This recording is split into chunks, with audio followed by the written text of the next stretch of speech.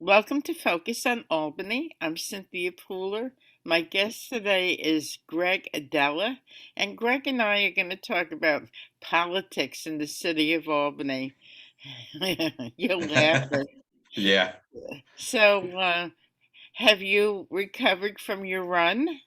Well, good morning, Cynthia, and thanks for having me on and hello to your legion of fans. Yeah, I have. It took a couple of months to decompress. Um, and I really wanted to focus on the holidays after last fall and catch up with family and friends, and it was good to do so. And it's just I met a lot of great people throughout the campaign, a lot of positive people, and I really got an eye opening to the real messiness and the underbelly of what is politics, especially the dirty politics in Albany. Mhm. But it's been great. Opportunities have come up, and I'm thankful for that. And I'm still staying involved. I'm participating with the police liaison program in Mhm. Albany, and I help. I sit down and speak with cadets coming from the training program and walk them around the West Hill, where we're familiar with.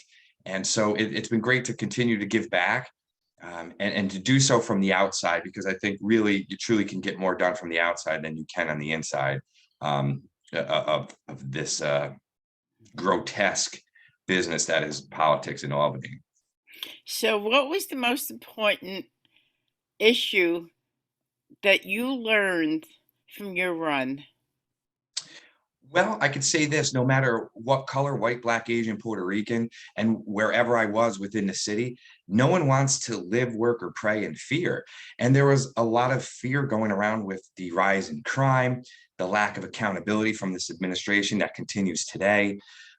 And people, they want these officials to show up, and they're not in the way of being transparent and acknowledging what is happening, like truly happening. Like, I don't have all the answers, and I would have had to make tough decisions. I understand that. But the thing is if you don't show up, I've said it numerous times to you before, if you don't show up, no matter what walk of life you're in, business or personal, it's not going to work. So a lot of people were frustrated with that, frustrated to see funds go to other things rather than education, or really lifting up, neighborhoods like West Hill and Arbor Hill. Mhm. So to and but also the greatest lesson I learned, I can say this, is you're out there, walking the streets and meeting a lot of great people. I didn't think there was going to be that much apathy within the city. As you know, I mean, 53,000 plus registered voters, and Mhm. just over 13,000 voted. I mean, you're not going to have any change. That's why Albany is going to be on the decline for many years to come. And if anyone wants to dispute me or walk with me, I would gladly listen to their response. You can feel free to email me, and I would walk them around the West Hill and learn about their perspective. And they could teach me as well. It's not one sided. It's supposed to be meeting in the middle of a community, and truly, it's just not done. This administration is horrid, and it's not going to get any better anytime soon. I really feel that way. And because look, we talk about focus on Albany, and my family's been doing business in Albany for 79 years this year. But you've got places like Schenectady, Troy, Saratoga. They're knocking it out of the park. Um, and if I would suggest, Cynthia, you got a great show here, and I would suggest start interviewing people from those cities, I because think they you're are getting right. they're getting it done, Cynthia. Schenectady is booming. Who would have thought that, hey, 20 years ago, would Schenectady be this far ahead of Albany? And they are, because Albany just keeps spinning its wheels. Mhm. I mean, spinning its wheels. They're promoting this ramp that they just built that goes nowhere. That goes nowhere. It doesn't even lead to a vending truck. Mhm. It's a concrete, it's a giant, just a concrete abutment of sort. And it's really sad, because you talk about, and I'm sorry to ramble on about that, because people talked about the waterfront. And this administration touts, oh, we're going to build this walkway, we're going to bring back the Mhm. waterfront. Well, here, I'll sum this up for your listeners right now and your viewers: is Albany doesn't do anything with their waterfront now. So what if they claim, oh, we're going to bury 787 and have this walk for what? Number one, that's a federal highway. Federal money is not, they're not going to look at Albany, New York and say, here's $10 billion to bury a highway, when they don't deserve it because they're not utilizing the water now anyway. And to my point earlier, I have no problem spending my money in Schenectady and Troy when I'm in the Capital District or Saratoga, because really you're hard pressed to spend money in Albany, New York. You are hard pressed. They always say, oh, downtown's coming back with a population. No, Jerry Jennings missed that. And Jerry Jennings is a friend of our family. But 20 plus years ago, when they were building up downtown, all they did was put watering holes in. There was no grocery store set up. There was no apartments, and you're not going to have a viable population, or economic structure if you can't have these things. That's what that long answer is. That's what I learned, and so much of people expressed to me during my campaign. Yesterday, I had dinner with a friend of mine, Mm-hmm. and we went to a restaurant on Lock Street. Okay, And great. I'd say it's a fairly new restaurant. I've never been there before. And we sit down and we order. Mm-hmm. My friend is a very picky eater. Okay, So we ordered one dinner and we shared it. sure. Okay, I got a salad, Mm-hmm. bread, Mm-hmm. uh, uh, eggplant parm, Mm-hmm. coffee, and a cannoli for dessert. That was Okay. it. Okay. $75. Mm. I thought, holy moly, I'm not coming back here anymore. If that's what the restaurants are charging around here for small portions, Yeah. um, I don't see where the restaurant industry is going to do well here. What do you think? Well, I'll give the benefit of doubt of this because I have friends that own restaurants, right? So economic times have definitely shifted and Oh, changed with, absolutely. right? So everything has gone up. Everything has, and that's a shame. And you needn't look any further than the administration, these elected officials, and everyone's letting it happen, right? And it's sad. So the point is this. Also, to your point, I should say is, and what I feel, and coming from a business that's, small businesses in my blood, um, we heard all this talk with COVID and post COVID about save the restaurants. We've got to get out there. Yeah, I understand that. But restaurants are going to survive or not survive under its own volition anyway. So maybe they can all survive. Maybe, guess what? They're not all that great anyway. Okay. Number two, they should be promoting every business. In other words, what about small bookstores, record stores? Right. What about places like that? Restaurants are not going to sustain an economy. Never has in the history, never will. Mhm. So this whole narrative of we've got to support, now, don't get me wrong, I want to support restaurants. I don't want to see anyone fail in life, no Mhm. matter what it is. But you can't just keep honing in on restaurants, restaurants, restaurants. And you know what? I don't know if you experienced this, and coming out of COVID and restaurants wanted the business back. I've gone out to plenty of restaurants. I did throughout COVID and now, and I'm not just talking in New York and in adjacent states as well. They had all this time to get their act together, and I cannot. I can count on both hands how many times I was disappointed at lack of management and hospitality service that's going on in these restaurants. And they'll all claim the same thing. We can't find enough help. Well, I understand that. Our business, we can't find enough help, my family business. But what we do is we pick up the slack, but we make sure we're hospitable. We cater to the customer, and that's what you have to do. So there's also still a lot of laziness that is existing post-COVID, because the hardest thing to change is a human and their ways. And I hate to say it like that because I'm a positive person, but and look, to your point, Cynthia, nothing's getting cheaper. Anyone who thinks that we're going back to prices even from 2 years ago, it's not going to happen. It's Mhm. either going to sustain itself here, maybe drop like gas. Maybe they'll drop a little bit, and they'll say, oh, well, now gas is 405. See what we did? And everyone's going to say, wow, remember, look how much it's dropped, but you're still paying 405. Mhm. So we're going to just see prices go up and up and up. And it's too bad because the inflation is going to rise. the workforce is just not going to be able to sustain it in the way of have enough jobs readily available. And it's really, boy, it's really sad, Cynthia, because, I was down in that area last night in Albany, Lark Street area, because I work for the Albany Patroons. And, I'll plug the Albany Patroons. We're doing great. We're in first place, have a lot of pride in this new wave of Albany. I invite people to come out to games, and I think they're going to win the championship. I'm that confident in them.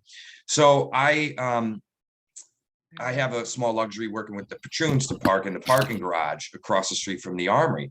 And I got to tell you, Lark Street looks great, all lit up with the light, on the poles, but the streets are still filthy. There are vagrants all over the street. And I have I do a lot of volunteer work. I have a bleeding heart of sort for, people that are in need of help, and I will help them. But it was so gloomy and dark, and it's not inviting at all. And I'm not just saying this to poo-poo on Albany. I'm just stating facts of what I see, what's conveyed back to me, and what I'm seeing in other cities and just locally. So I wish Albany all the luck it can, or all the luck in the world, I should say, to be able to get back to hopefully being a beacon for the district, but it's so dirty on the underbelly, Cynthia, that it's going to be hard pressed for this city to turn around. Because you've asked me before, you said, where are all the good people running for office? I know myself and another candidate, in Albany tried really hard last year, and we were on different party lines, but I think our focus and message was pretty much aligned, and we were cordial and friendly to the day. But I don't think you're going to get good people to step up, because they're so tired of the nonsense in Albany. And it shows just with the number of people, the abysmal number of people who came out to vote. Now, let me ask you this question. Your family business has been in the West Hill for almost 80 years, Mhm. correct? Yes. And you were a kid in that neighborhood, Yeah. and you've seen it evolve throughout the years. Mhm. Tell us a little bit about what the West Hill was like when you were a small kid. Oh, well, it was great. I had the benefit of growing up in the suburbs and in the city of Albany. I had this great mix.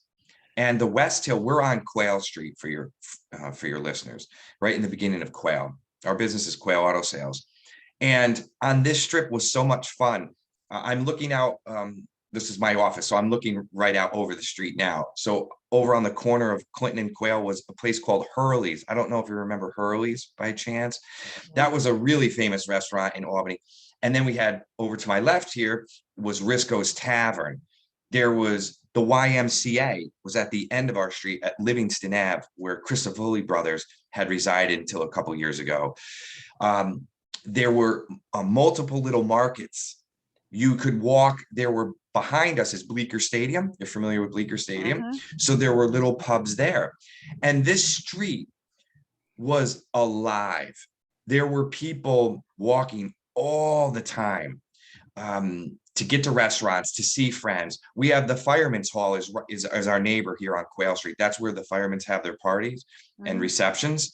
So they're great neighbors. But it was so alive and so much fun. We used to walk and run the streets. It just had this sense of real community, of how people would like it to be. And then, when you just had these administrations that continuously fail an open book test by not addressing the concerns that's right in front of them, you get what you have now. And, they reap what they've sowed. And, they have these, they have this money coming in now within the West Hill and Arbor Hill of, we're going to beautify, the neighborhoods, right? You're familiar with this. I hope you brought this up with your recent interview with the mayor, because they tout it like it's going to change everything, but it paints rust. It doesn't address the real problems. Because number one, it's only $100,000. And it's split up to give people 500 here, 1,000 Right, there, but they're right. not addressing the issue. And the real issue, really, it breaks down to family. So when I was growing up in this area, it was very family based and oriented. The family fabric here and in a lot of our country is separated, is split. And that's where I think it all starts. Mhm. So, and it's a very narcotic government, especially New York State, where we continuously give and give and give and give. And it's not to help, it's to enable. And it's sad to see that because, you're really, and like I said, I'll invite any of your audience up and I have a nice, fun field trip around the West Hill and show them what is really happening here and how it seems like it's it's regressed 50 years. While there, now that, because I'm a positive person, there are people here like ourselves that take pride in the area still, that we try to keep it clean. I mean, we sweep our streets twice a day Mhm. because it's a forgotten area. And the city, as you know, it's not big. Albany is a small city, Mhm. but it really comes down to graft, grift, um, penny ante politics. It's Mhm. greasing each other. It's worrying more about the party than the people. I mean, these people have forgotten why they got involved in public service because, really someone who's been through it, it really comes down to these people just having power. And it's a shame because a lot of them are hacks. And I have no problem going on record on saying that they are hacks. And it's a shame because um, I really do feel that Albany could be the beacon for the capital region. It should be with And it this. should be. It really, really should be because we have so many great towns adjacent to us. I grew up, in Albany and the town of Colony, and I know the advisor, or excuse me, the supervisor who won Crummy, and they were rooting for me to win because I wanted to incorporate our towns. We can learn from each other. We can grow, like if you take Austin, Texas, and how they've exploded. Well, they're the size of the capital region, right? The major cities combined. And they're not perfect down there in Texas, but at least they're trying. And same with communities in Florida. And up here in New York, it's so criminal from top to bottom. Mhm. And it's sad because I don't see it getting any better. It's not the Empire State anymore. There are so many better cities out there, and where you can live cheaper, a better quality of life than New York in general. Um, and you're talking to a person that pretty darn soon might just pack his bags and find a better life. So the new beautification program, Yes. I asked the mayor who was funding it, whether it was a state Mhm. funded or federal. Yeah. You know who's funding it? I believe it's. Oh gosh, I read the article too. It's been a couple weeks. Remind me. Forgive me. Bloomberg. Oh, it's Bloomberg. Yeah, that's right. That's right. That's right. Good call. I'm so. And then what did they say? She have to say about that? Of course, I said, That's right, is it a Bloomberg. federal program or a state program? She said, no, it's funded by Bloomberg.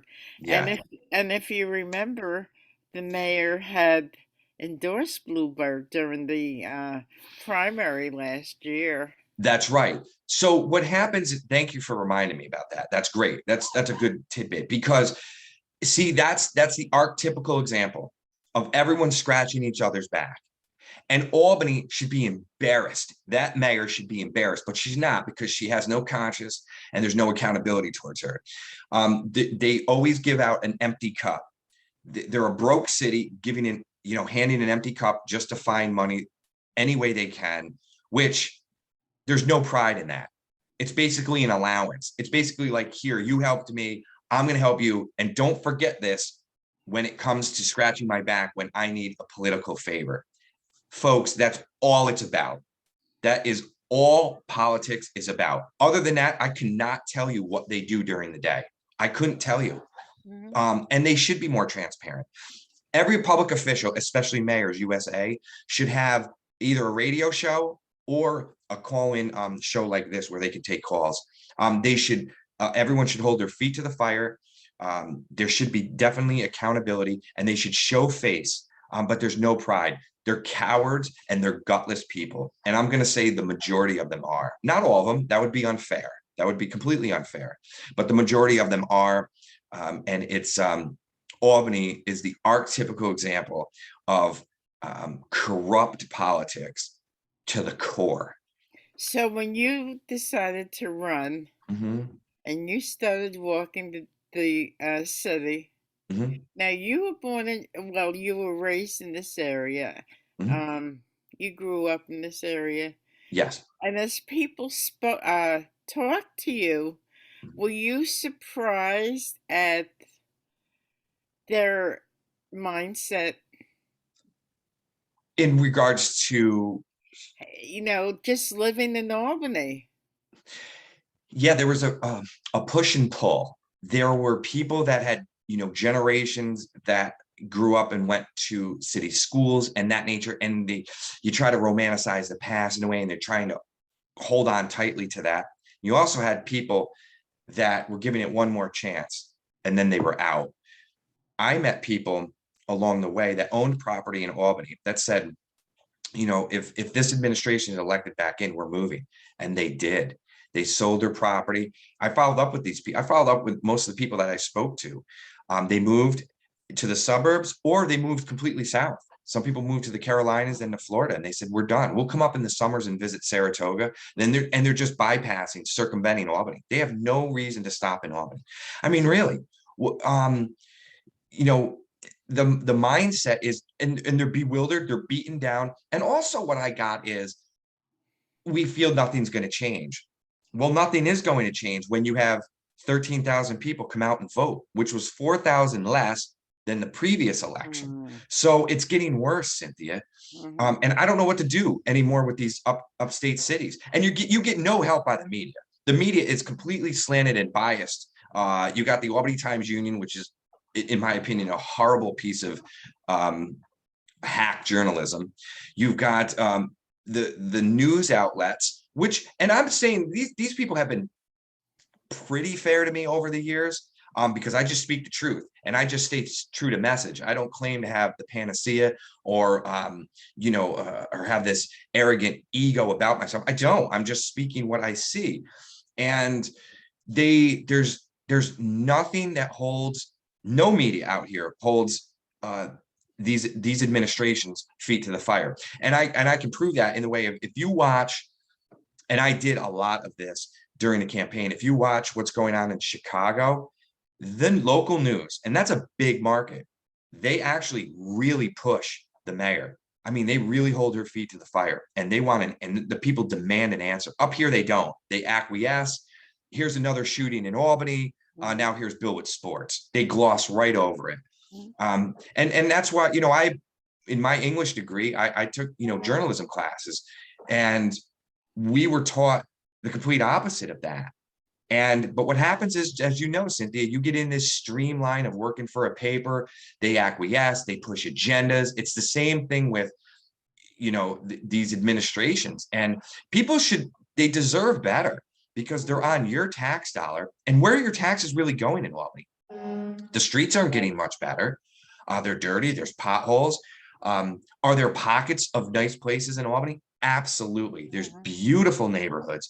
There's beautiful things that Albany should be proud of and can offer more of. But when you say to a city, or you talk about Albany and you say, yeah, there are nice parts, there are some nice parts, that should be a majority. It should be, no, the majority is nice. But as every city and town across the country has its tough, hard-ridden cities, or excuse me, pockets of communities. But in Albany, it's the majority, and there's lawlessness. I mean, just driving today to my office, I mean, I literally had to weave in and out of illegal dirt bikes again. And this conversation has been going on in Albany for 6 years. Mhm. And why do just people are just not feeling the urge to come to Albany. And if they do come to Albany for a great event at the beautiful Palace, or I still call it the Knickerbocker Arena in downtown Albany, they're not staying. They're not staying overnight. They're not spending a dime at dinner. They're leaving. They don't feel safe. And that's just not me talking. And I'm not just trying to, you know, uh, beat on Albany. I'm not trying to do that. It's just a fact. And it makes me sad. And that's why people are going to Schenectady, Troy, and Saratoga. Now, I lived for years in Saratoga County Mhm. before I moved to Albany. And if you look at Yeah.